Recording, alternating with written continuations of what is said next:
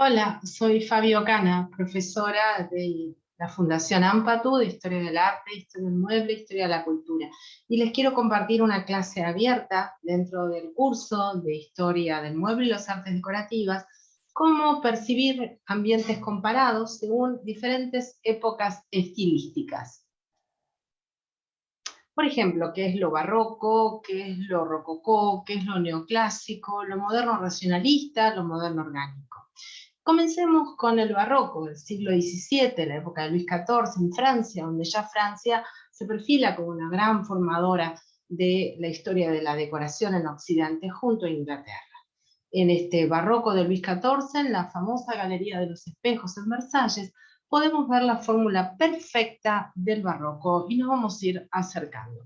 Esa fórmula nos impacta por el lujo, ¿no es así? Brillos y espejos, estucos dorados, podemos ver ahí los candelabros de pie, las torchères, y también policromía en mármoles, brillos y espejos, y mucho arte en el techo. Esos techos sumamente elaborados, en este caso particular, provienen de la mano del decorador de Versalles, que era un pintor en ese momento, en esa época. Los pintores eran los decoradores. Lo fue Miguel Ángel también, de la Capilla Sixtina.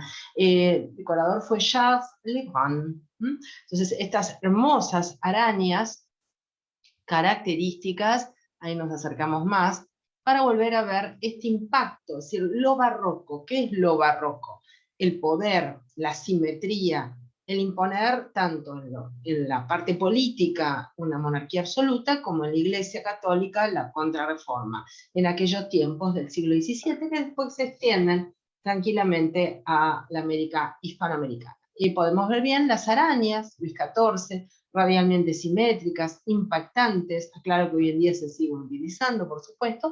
Estas son de cristal original, de cristal de roca, y podemos acercarnos para ver justamente el, el, el techo pintado por Charles Lebrun y los estucos dorados y la policromía en mármoles.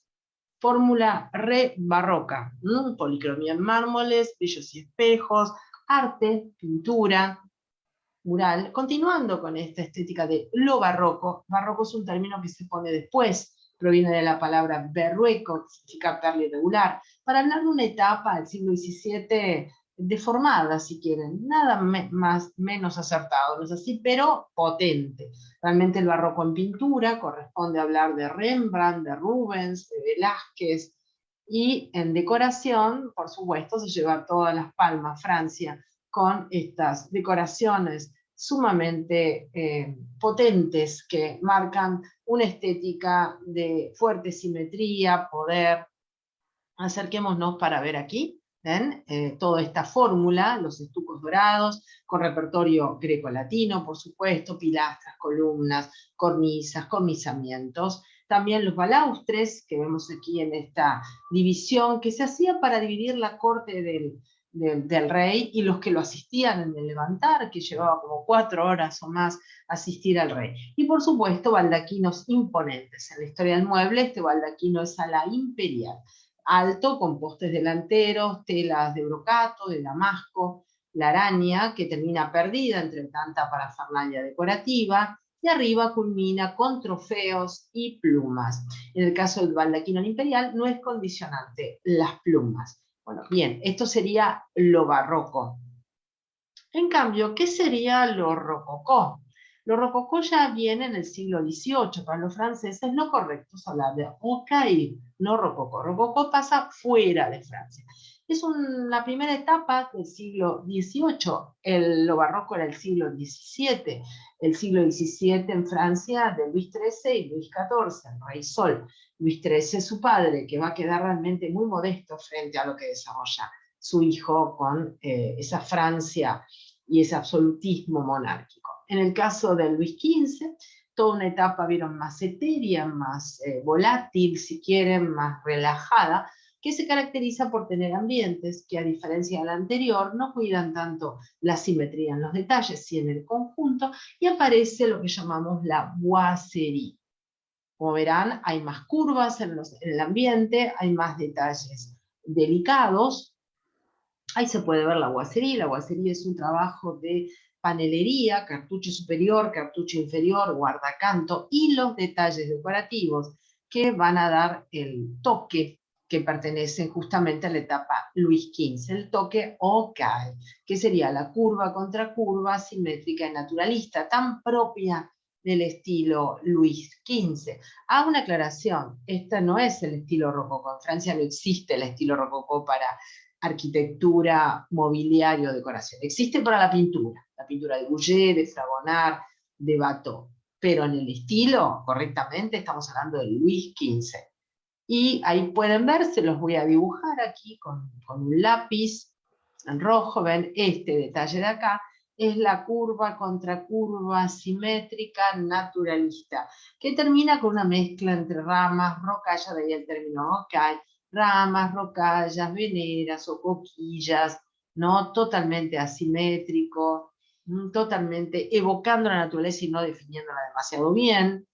Y sin embargo, podemos ver la fuerte simetría de este cartucho superior, lo que indica que, vuelvo a reiterarles, la guacería, el mobiliario, la decoración es Luis XV. Los motivos son Okai. El estilo Okai en Francia se da en la pintura, no en la arquitectura ni en la decoración.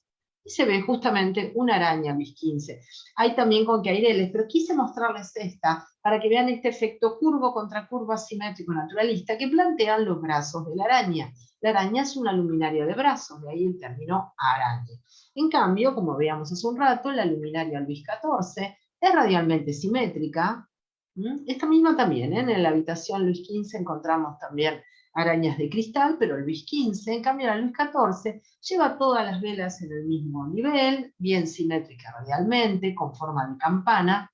Lo hereda también el Luis XV eso, pero ya las velas van arriba, abajo, mostrando, vieron, esa asimetría propia que dialoga con el aguacero. Los muebles, bueno, patas curvas, cabriolet, estamos comparando ambiente. ¿Qué es lo barroco? Lo barroco es lo potente, lo simétrico, lo que tiene materiales, vieron, como el mármol de colores, los estucos dorados. Y aquí también vemos estucos dorados, pero es más etéreo, más volátil, más relacionado con esto que les comentaba hace un rato. Vemos un ambiente Rocaille, Luis XV, fino, elegante, mesurado, minimalista si quieren. Ahora vamos a hablar del minimalismo. El minimalismo las personas lo asocian vulgarmente con lo contemporáneo o lo moderno. No, minimal, como lo dice el término, significa poco. Y en este ambiente, si bien está completamente decorado, hay espacios libres, vacíos. No hay ese horror al vacío, ese horror vacui que planteaba el barroco de Luis XIV. Miren qué elegante, pero ¿qué pasa cuando esto sale fuera de Francia? ¿Por qué viene el término rococó? ¿Qué es lo rococó? Lo que ocurre fuera de Francia, que se expande como reguero de pólvora directamente en Alemania, en Italia, y se puede ver esta decoración sumamente recargada, siempre conservando los detalles asimétricos, el curva contra curva, asimétrico y naturalista.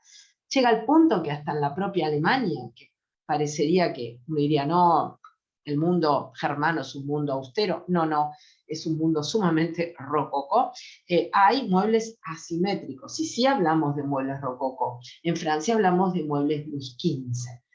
Fuera de Francia, miren algunos elementos bastante delicados, los colores, en fin, elementos de la decoración, pero vemos que hay más sobrecarga que lo que veíamos recién en el gabinete Luis XV, que es un gabinete Luis XV con motivos y boiserie, vieron, Luis XV, pero tiene estos motivos. Ok.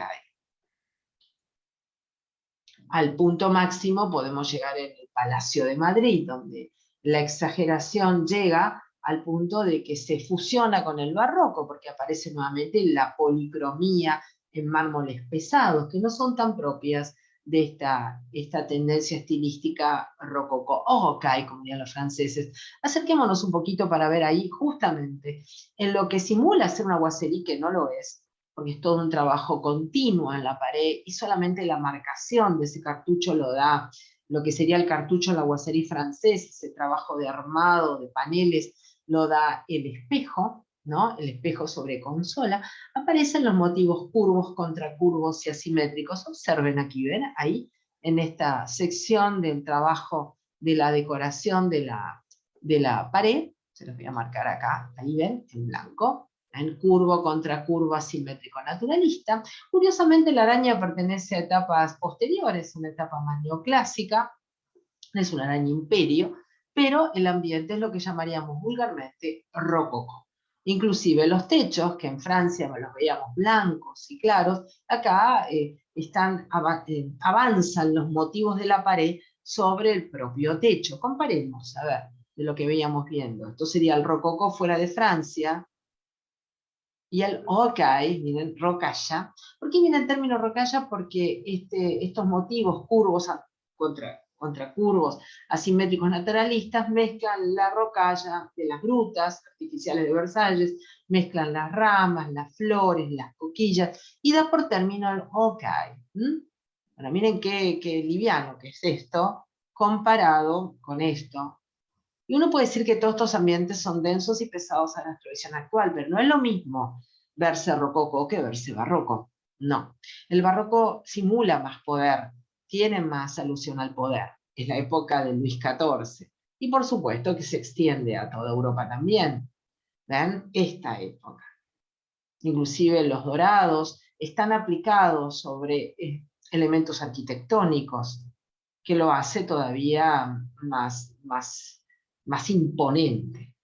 Es aquí donde Luis XIV se sirve de esta decoración para demostrar el poderío de su reino, ¿no? Que Francia es una poderosa. Fíjense en las torchères, en francés, estas columnas que son candelabros, ¿no? De pie. Candelabro, muchas velas, candelero, una sola. A partir de 2 velas ya hablamos de candelabro.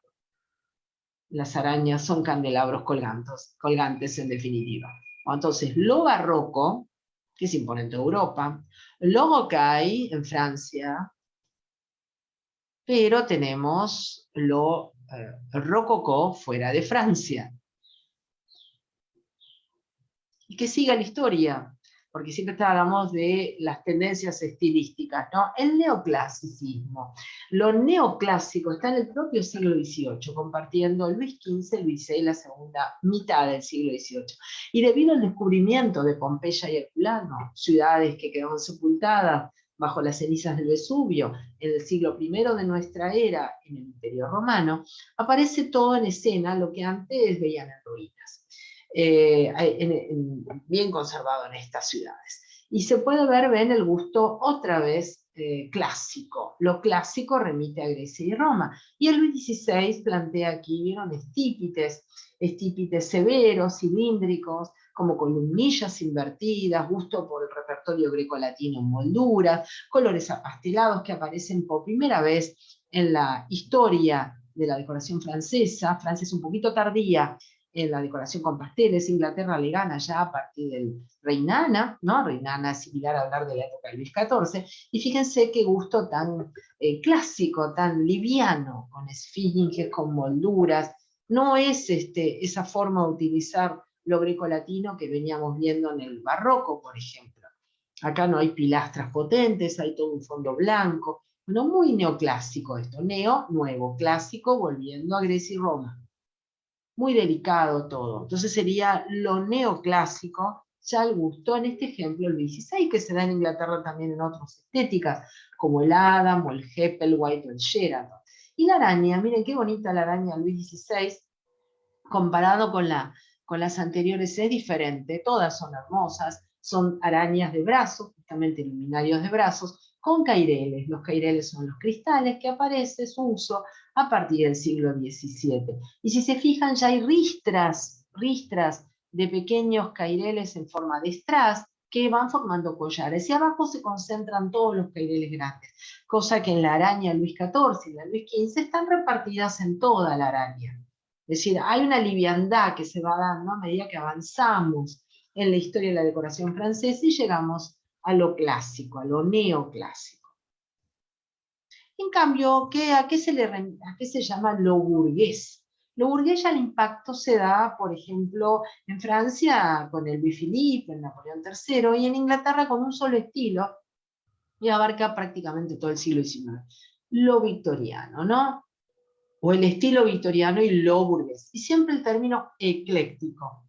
¿Qué significa ecléctico? Significa mezcla. Esto satisface el gusto de una sociedad burguesa que quiere aparentar. No es una sociedad como la de Luis XIV que quiere mostrar poder. No es una sociedad erótica y liviana o etérea como la de Luis XV que quiere demostrar eso a través de la decoración. Entonces, lo barroco, lo rococó, lo gokkai, ¿vieron? Lo burgués tiene, lo neoclásico, lo burgués, que tiene que ver con excesivo gusto por las telas, los capitonés, las pasamanerías, los contrastes, los composés, esta infinidad de formas de combinar las flores en diferentes colores, la superabundancia decorativa, el tema de aparentar, una sociedad burguesa rica, unos nuevos ricos que quieren no quedarse atrás con el pasado y mostrar que en sus residencias, ¿vieron? Hay mucho para ver, mucho para demostrar el poderío económico que tienen. Ahí tenemos un hermoso dibujo de decoración de época burguesa, múltiples puntos focales, infinidad de asientos para no decir que, bueno, en este ambiente nadie se podía sentar, y mucho adorno. Entonces, repasando un poquito, esto es lo burgués, a través del victoriano y otros estilos también burgueses. Esto es lo neoclásico de la época de Luis XVI. Un ejemplo puede ser la época del Sheraton o la época del Adam en Inglaterra. Y el rococó fuera de Francia, ¿no? En Alemania, en Italia, en España, se desborda, pierde esa cordura que tiene en Francia a través de la época Luis XV. Por eso distingamos, una cosa es lo gokkai y otra cosa es lo rococó. Esa asimetría, curva y contracurva tan propias, ese uso del aguacerí con los detalles, ok, pero la aguacerí es simétrica, el Luis XV, el mobiliario es Luis XV, la habitación es Luis XV, los techos blancos, claros, luminosos y no sobrecargados, y el barroco de Luis XIV, ¿no? Un barroco con, acuérdense la fórmula, policromía en mármoles, brillos y espejos, arte, pintura en los techos y estucos dorados. ¿Por qué hago hincapié en los techos? ¿Notaron que ya en el Luis XV los techos son planos y claros? ¿No están mal las bóvedas de Versalles? Sí, están ocultas. Las bóvedas están, son parte del sistema constructivo de antaño, pero ya el techo es claro, blanco, refleja. Francia siempre busca la luminosidad y la elegancia. Las bóvedas están, porque esto es Versalles, y está construido con sistema de bóvedas y paredes portantes.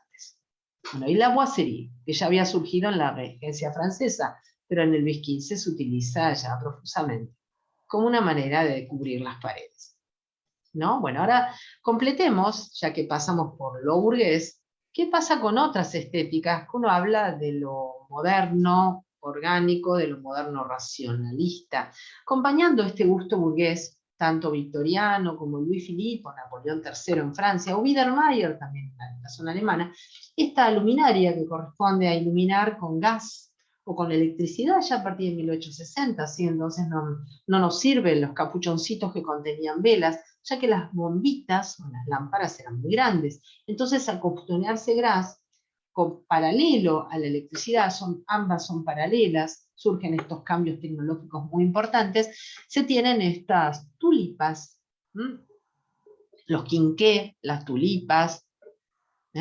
Bueno, y eso sería lo que da origen, este abarrotamiento del mundo burgués, da origen al cambio a través de los precursores de la modernidad, las artes y oficios, Shakers, Art Nouveau, ¿no? El mundo previo a lo moderno, y cuando llegamos al siglo XX, ya con todos los precursores anteriores, nos encontramos con lo que está vigente hoy en día, la modernidad racionalista, la modernidad orgánica, el minimalismo, si gustan, y también el eclecticismo histórico a escena nuevamente, en el mundo contemporáneo.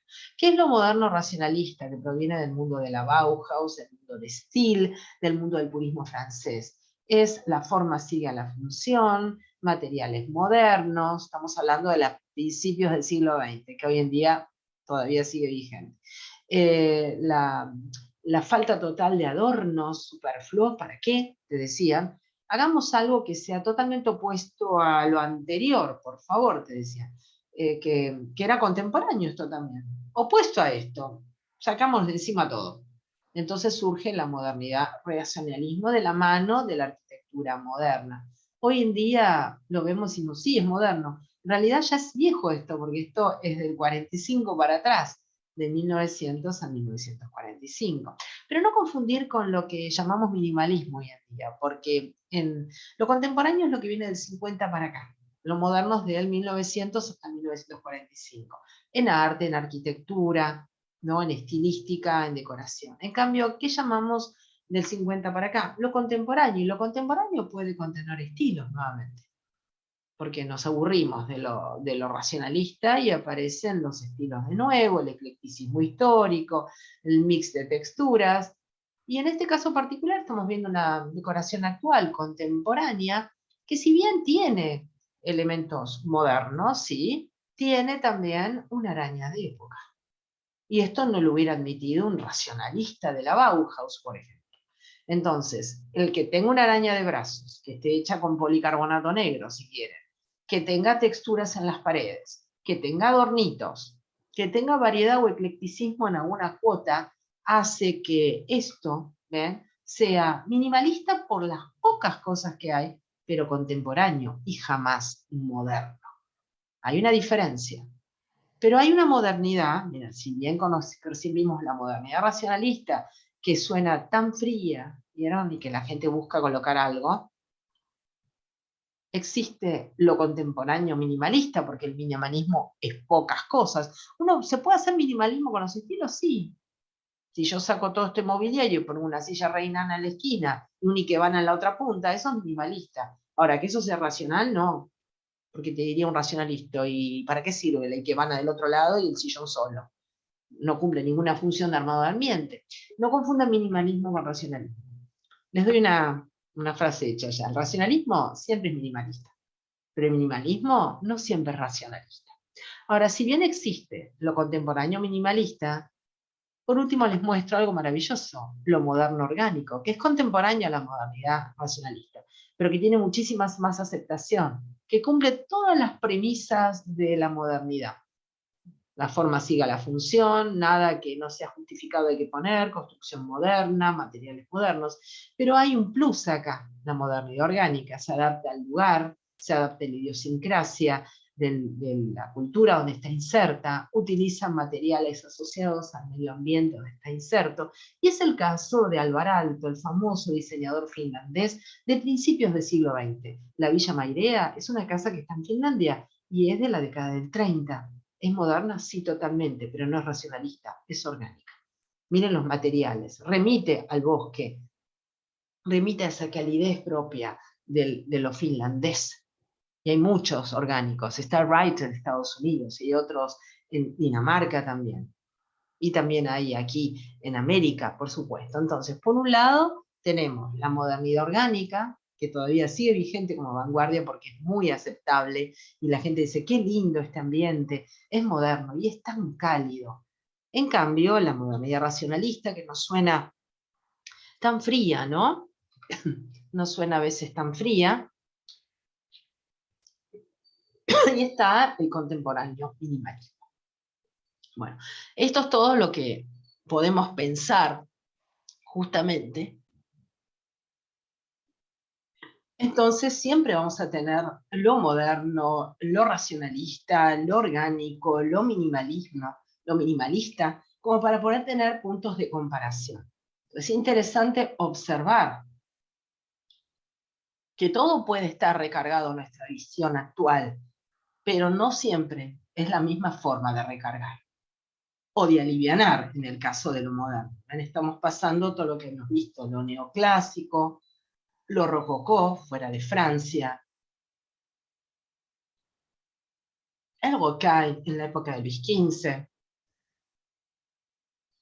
con su delicadeza y sus motivos rocaille, y por supuesto lo barroco en la época de Luis XIV, como ejemplo vieron emblemático, ya que Francia va a dejar una impronta muy potente del barroco a través de su decoración. En Inglaterra vamos a hablar del Rey Ana, pero va a tener otras connotaciones. Bueno, ambientes comparados, épocas estilísticas, todo eso se trata en el curso de Historia del Mueble y de los estilos decorativos. Les he dado un panorama rápido para que vean que sí se puede distinguir las diferentes estilísticas y que a nuestros ojos actuales todo puede parecer más cargado en estas épocas pasadas, pero cada una tiene su característica, ¿eh? No es lo mismo lo burgués que lo rococó. Bueno, muchísimas gracias y espero que les haya sido útil esta comparación.